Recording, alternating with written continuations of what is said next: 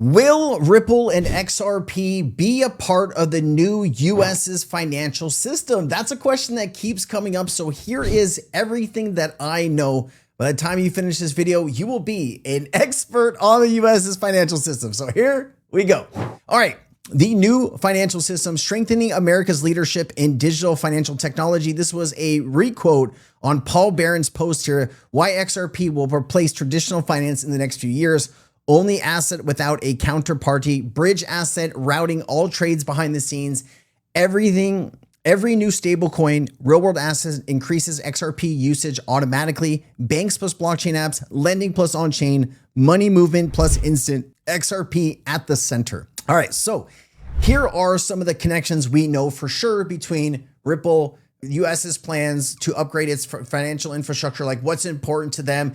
Does this sound like XRP? That's what we're going to get into right here. So there was an executive order. Recent executive orders under Trump administration established clear policy goals. So the goals of the US here are to promote responsible growth and use of digital assets and blockchain technology, ensure the sovereignty of the US dollar, notably by supporting global adoption of lawful backed dollar stablecoins, mandate fair and open banking access for law-abiding individuals and digital asset businesses, effectively ending past debanking practices like Operation Choke Point 2.0, provide regulatory clarity through technology-neutral regulations and frameworks designed for emerging blockchain technology.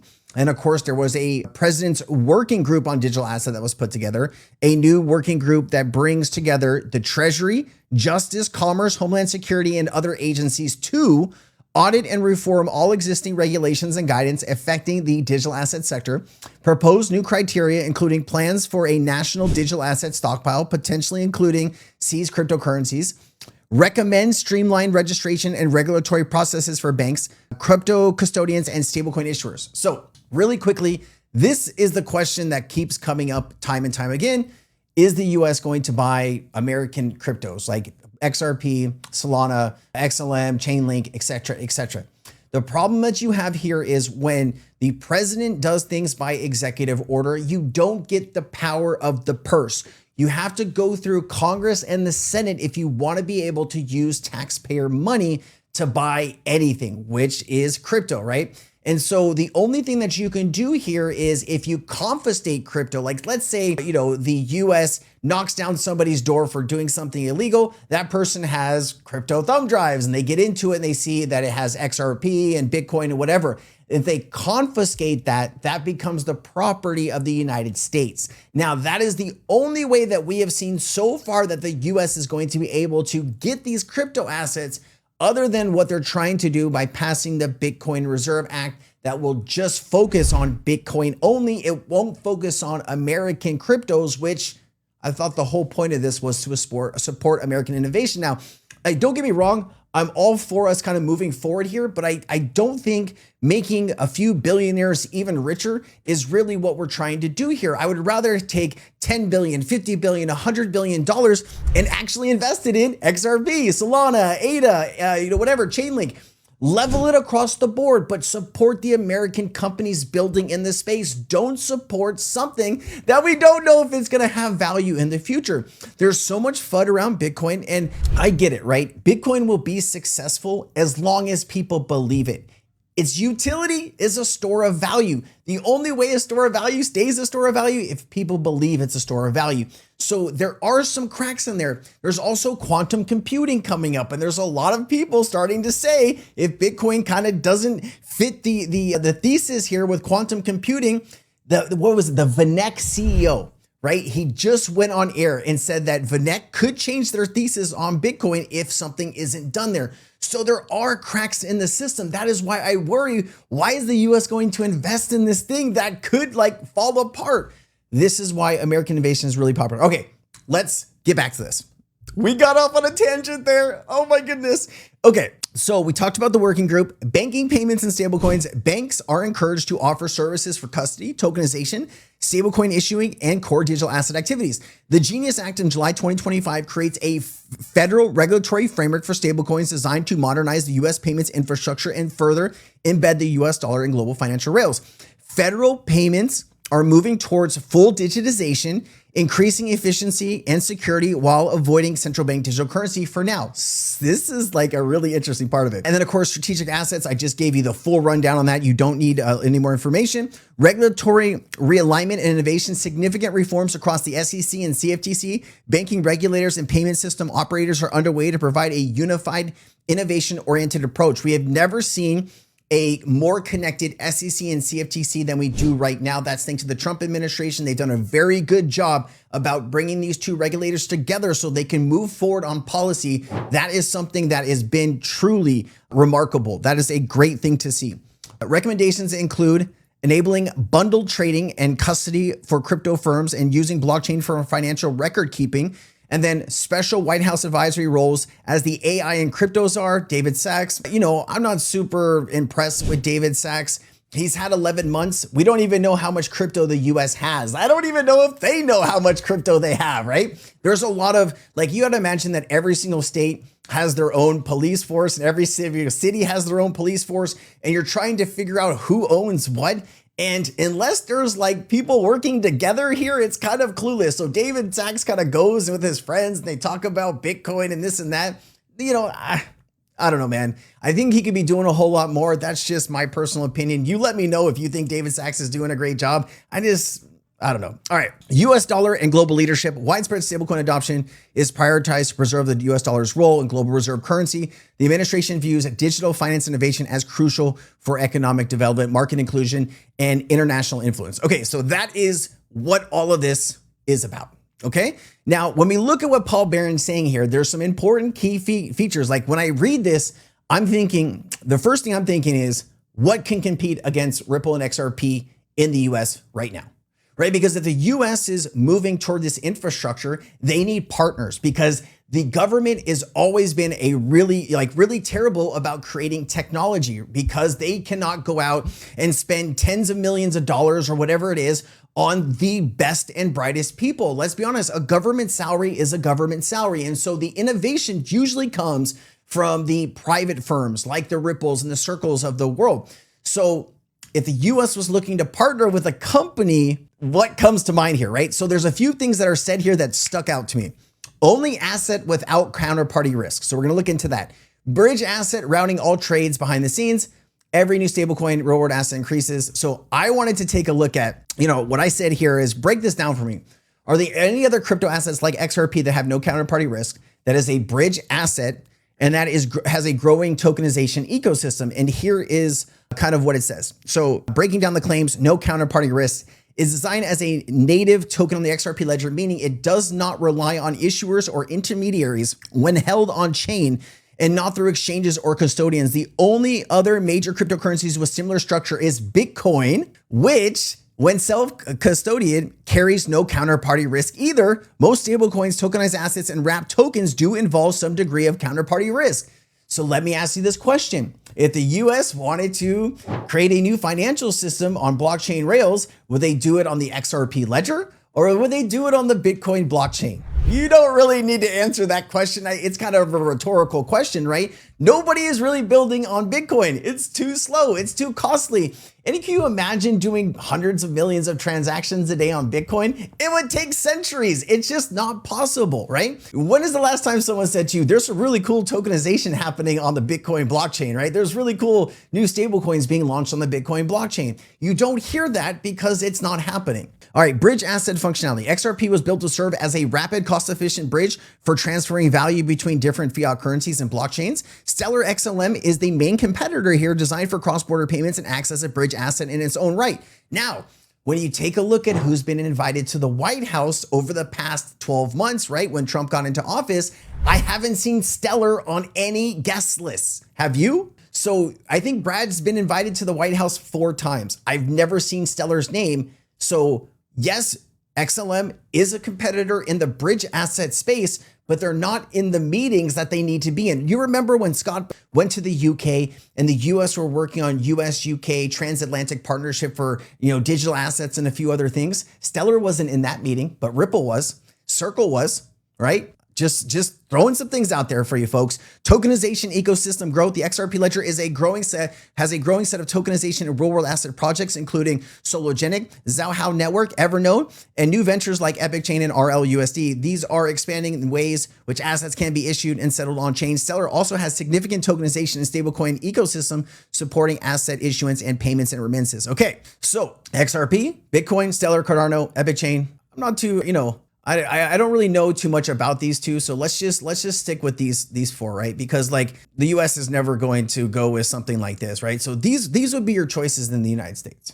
I think it's pretty clear who's the clear out front winner, right? You don't see Stellar partnering with like BlackRock and all these other things. Stellar does have some great connections, but I don't think they have the same caliber of people working at Stellar that they have as Ripple. And that's not a dig at Stellar. I think Stellar is going to be extremely successful. I'm so passionate about Ripple and XRP, and I think there's something there.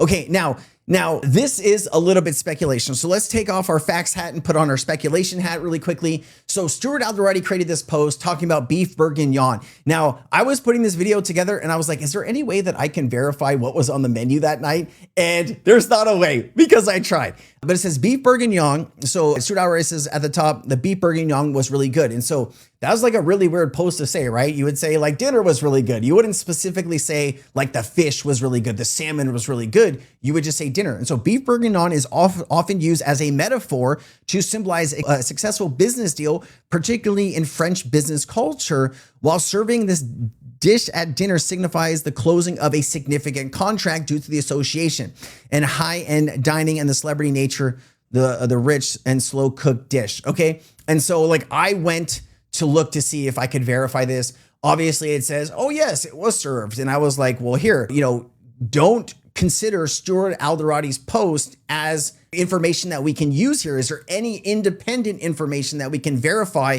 because if I could prove beef bourguignon wasn't on the menu, then we could say that this post, hey, there's something there, right? But I wasn't able to confirm it. I just wanted to show you that I actually did the due diligence here to try to find the information, right? I think that's why you come to this channel. All right, and so I'll get to this in a second here, but Brad Garlinghouse was on stage with Patrick Witt here. Brad was interviewing Patrick. I think Patrick has a really cool story here. He's the executive director of the President's Council on Advisors. He was at Swell. The interview was maybe about 25, 30 minutes long. There was a lot of things said there that made me believe that there's a closer partnership here with the White House and Ripple and Brad. And so this just really piqued my interest. I wanted to include that information in this video. If you go back to when I covered Swell on this channel, you will see that interview. Go watch that and you'll see what I mean. And then of course, the Crypto Advisory Council to be established in the White House. And of course, Ripple is on this council. All right. There's also a private list of donors to build Trump's ballroom, regardless, or the White House ballroom, regardless if you think it's a great idea or you don't think it's a great idea. I just wanted to include this information in the due diligence of this video. Okay. And then, of course, we did talk about there's a confirmed White House crypto summit. Brad Garlinghouse was invited. There was also people like Brian Armstrong, Michael Saylor here, Pablo Adriano from Tether. I mean, when you have that many US treasuries, they're going to invite you anywhere, right? Jeremy Allaire was also here. And for some reason, they invited Vitalik Buterin. I don't know why, but he was also on the list. Now, Stuart Alderati has been posting when he's at the White House. It's just interesting to see Ripple's general counsel at the White House. Are they negotiating a deal? He would be the person in the room for the negotiation since he is the lawyer. Okay, you see where I'm going with this, right? And then also, when you're talking about a connection between the White House and Ripple, you need to include the Federal Reserve here, right? Because that is where the payment system would be. It's not the White House's payment system. It would be replacing what is the Federal Reserve. Now, the Federal Reserve just spent the last maybe 6 to 8 years building FedNow, and Ripple was on the task force for FedNow to build the faster payments in America. The key here is FedNow is not a blockchain payment system. It is a centralized system at the Fed. So you have the Fed up here and you have all of these banks that are connected to the Fed, and the Fed handles the settlement. And that is instant settlement. And I think that every transaction is about 20 cents. So that was supposed to be America's new payment system until Trump got elected and wanted to do something for the crypto industry here. And he wants to build crypto payment rails. That has nothing to do with FedNow. That would be a completely new system. And since FedNow took 6 to 8 years to build, the only way that you would ever be able to build a blockchain payment system in the time that Trump is going to be in office, which is 4 years, is to go to a private company that already has a system. I'm picturing a version of RippleNet, right? Ripple creates basically a copy version of RippleNet and hands it to the Federal Reserve. Use this, and this will come with 5 billion XRP. They could do something like that. Of course, this is speculation. I cannot prove that, but when I go through all this information like this, that is where my head goes. And, you can be the decider if I'm off or if what I'm saying has merit. That is the great thing about this channel, right? I can put it out there and you can tell me if it's real or not or whatever you want to feel, okay? But I'm always going to back it with what I can prove to this point. And then Jack McDonald, what a terrific experience. Thank you, the Federal Reserve Governor Bowman. And then here's Jack McDonald, right? The person in charge of Ripple stablecoin. And then, just some other connections. So I was going to add the whole Federal Reserve and Ripple, but this video would have been 30 minutes long. And I know you don't want to sit here for 30 minutes. And then of course, Federal Reserve looks into payment accounts that would grant fintech companies access to Fed payment rails. You also have Ripple with their banking license. Now, Ripple applied for that banking license after Trump got into office, right?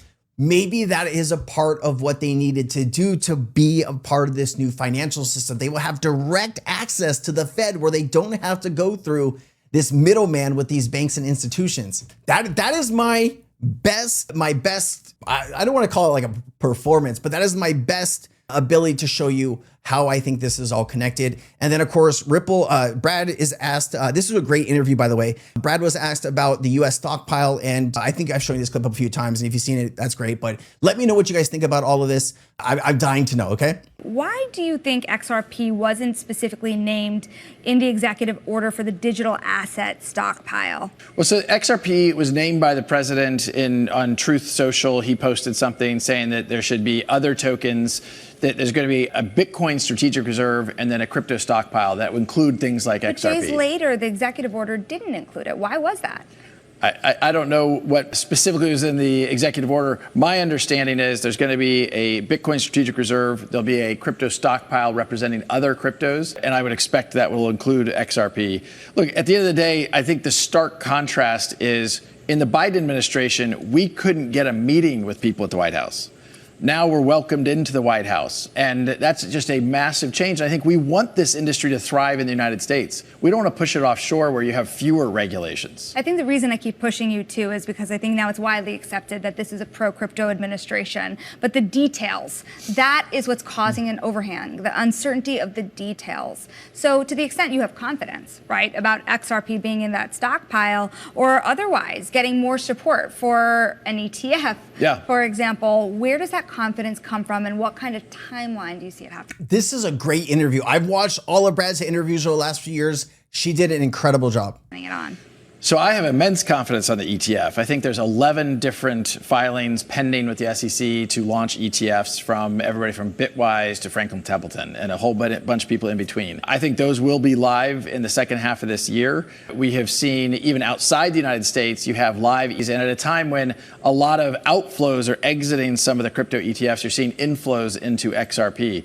And I think that's because you had this false negative pressure from the SEC, this kind of an exogenous hand holding things down that's now being released. And that's great for the market. That's great for builders within the XRP ecosystem globally. One more on the stockpile. Yeah. How much XRP would be in it? Where does it come from? Well, my understanding of what I read about I think there are some questions and that the devil may be in the details as Treasury implements some of this. Absolutely details. But my understanding is that the stockpile will be represented by seized other cryptos other than Bitcoin that then will be in that stockpile. So to the extent that various law enforcement agencies have seized cryptos, which would include XRP, that those would go into the stockpile in addition to the Bitcoin strategic reserve. Okay, check this out. In the Clarity Act, as it stands right now, there's a provision there where a company can only own 20% of a crypto asset. If that goes through the way it is, Ripple would either have to disclose who owns some of that escrowed XRP, or they would need to get rid of some of that XRP to bring it down to 20%. Right now, I think it's about 45% if you include all of the escrow, which there's speculation that people own some, institutions own some of it. But imagine this, the US needs a new payment system. Ripple gifts a version of RippleNet to the US government. Also, Ripple could gift a portion of the escrow to the United States for the stockpile as a part of the deal. Now, this is all speculation, but when I look at all of this information together and I'm taking the shortest trip to the conclusion on how this could all unfold, Ripple and XRP play a key role in the days to come, and I would not bet against them. All right, that's it. Have a good day. I'll see you next time. I hope you got something out of this.